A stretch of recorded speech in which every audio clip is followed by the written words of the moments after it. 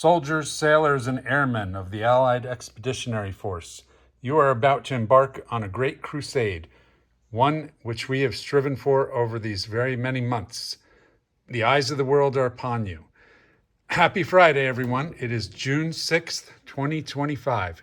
It is the 81st anniversary of D-Day, the Allied invasion of Normandy.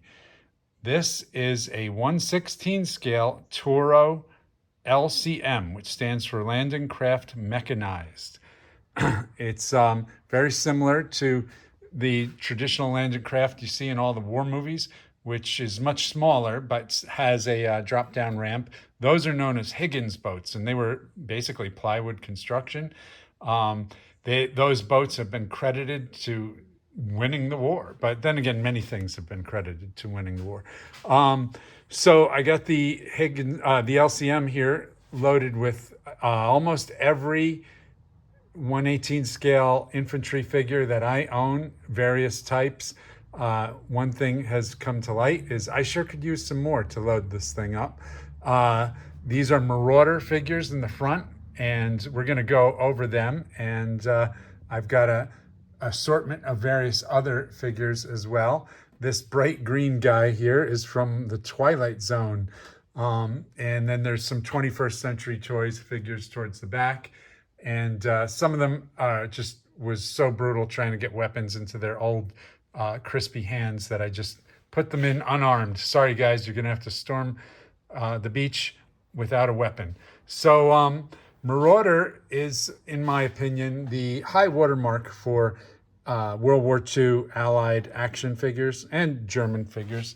They're really great because they're largely historically accurate. And this is generally how a Allied soldier would look on D-Day. He would have this kind of tan button-up field jacket, wool trousers, leggings, web gear. Sometimes they would have flotation devices like inflatable belts, and he would have all of his gear he needs to survive on his own. His bedroll would be rolled on the back of his backpack, and we're going to do a little comparison with a real set of web gear here that I have in my collection. So this is a Allied uniform. This is slightly different from what you would see on Normandy at that stage of the war, particularly because of this jacket. So this jacket is an M1943 field jacket. It was in the sort of trial phase at this point in the war, so they would have had a different jacket on, but the web gear would be the same, and the wool uniform, that's a wool shirt, and the M1 helmet and all that would all be the same. So here you see I have a BAR, which stands for Browning Automatic Rifle.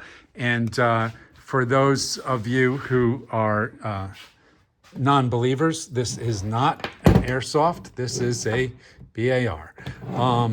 Now, how do I have a BAR, you may ask? Well, it helps to be a props guy in the entertainment industry, and that's what I do. I have quite a few historical weapons, and this is one from my collection I've had for probably 30 years, 35 years maybe. Anyhow, this BAR is a little different than what you would see from the era. The foregrip should be the Bakelite foregrip. This one's a wood foregrip. And this sling, I have this more set up as a Vietnam-looking BAR. This sling is a nylon sling. They would have either webbing or leather sling on the BAR. So the reason why I am mentioning the BAR is, so we're going to start taking some liberties here on our discussion because I do not have a U.S. Army infantry action figure set up with a BAR kit. However, I do have a U.S. Marine Corps action figure set up with a BAR.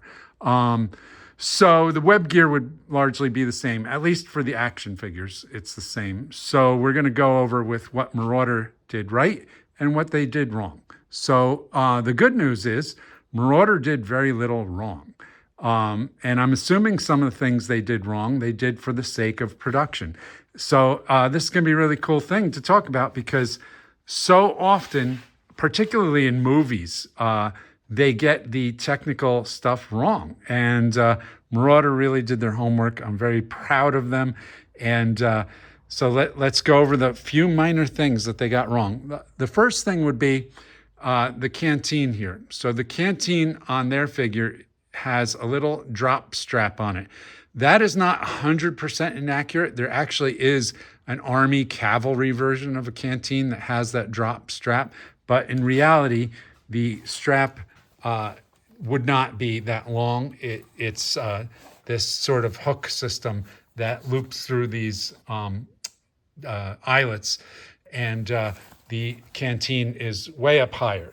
So that's just a minor little thing, but in the hobby of military collecting, we have what's known as, we call them stitch Nazis. Anything wrong with your uniform, the stitch Nazis are going to come along and they're going to tell you. That's why I was so focused on making sure to tell you that this is the wrong field jacket for D-Day. I'm sorry, I don't have the right one. But hey, who else has a full World War II mannequin set up with their landing craft? So the only other thing I could really say they got wrong, and I wouldn't even call it wrong, it's probably just for the sake of manufacturing, is the shovel, which is known as the entrenching tool in true technical terms. So their shovel hangs below this little pouch, and that's this pouch here. So that on the backpack, this is a mess kit pouch, and there's actually an aluminum mess kit in here right now. So that straps above the main body of the pouch, of the backpack, and then the shovel actually sits under there. So you would not see the blade of the shovel as prevalent as you see on this figure. So I'm sure it's done for manufacturing reasons, but that's it. That's really just one of the few technical things they got inaccurate on here. So well done, Marauder. So just some other little nuances about the Allied uniforms and their gear. So Marauder offers a set of shoulder straps on the backpacks, which you see right here. These are very similar. There's also a set of just suspenders, which is accurate. So when the Allied uniform is worn with the Allied web gear, these shoulder straps on the backpack are integral, and they clip to the belt. There's always eyelets in the belt. And so if a soldier needed some sort of belt support without the backpack, he could have suspenders. And Marauder sells those as well. They look identical. They would just crisscross on the back here, and the backpack would be gone. So once again, just a little detail. Well done. The only other thing I guess I could point out would be the first aid kit, I think. No, they got that right too. So right there is his first aid kit. And this is where, I mean, you could put them almost anywhere on the belt. Anywhere there's these double eyelets, you just loop these hooks through. And this would be a field dressing pouch, not a first aid kit. This would hold a bandage. This one is a US labeled pouch, but it has, notice the snaps are different. These are called lift the dot snaps. This is more like a traditional jacket snap.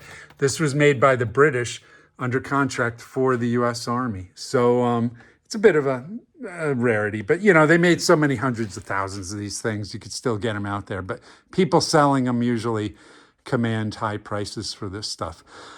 So that's about it for the uniform. Each one of these pouches would hold 2 magazines for the BAR, and there's 6 pouches.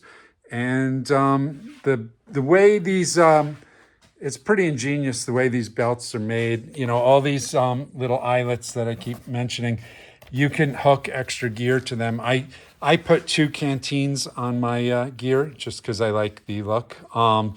And then, there's eyelets all over the gear that you can, let's see, I got them back here.